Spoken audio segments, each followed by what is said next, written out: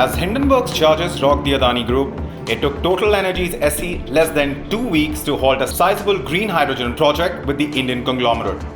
The deal was for a $50 billion investment from Adani's clean energy business over the next decade in emissions-free fuel. But in the aftermath of the short selling triggered by the Hindenburg report's publication on January 24th, the deal has been put on the back burner.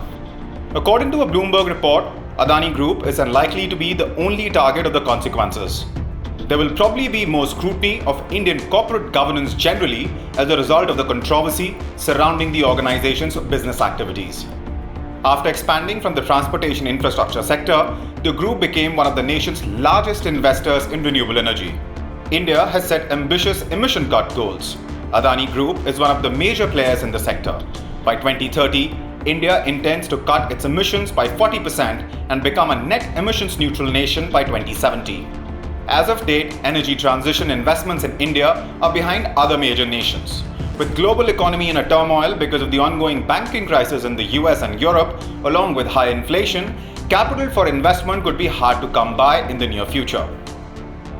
In order to reach net zero emissions by 2070, India wants to raise the present 169 gigawatts to 500 gigawatts by 2030, increasing its share of the total from 41% to nearly two-thirds. The third largest emitter in the world, India will be compelled to rely on coal for a longer period of time if it falls short of this goal, something India would not want. Indian economy is hoping to lure investment from multinationals that are under pressure to decarbonize their supply chains.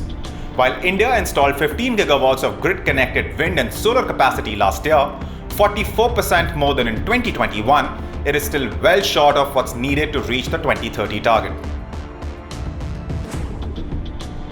Investment in the deployment of renewable energy technology rose about 4% to $11.5 billion in India last year. But that's still lower than a recent peak of $12.7 billion in 2017.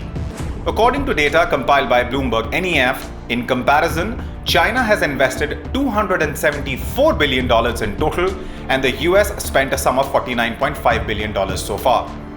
To meet its 2070 net zero goal, India requires investment of $160 billion annually across its energy sector through 2030. According to the International Energy Agency, roughly triple the current levels. With the industry heavily reliant on a handful of Indian billionaires and mounting hurdles facing international investors, the question India needs to find the answer to as soon as possible is, where will the money come from?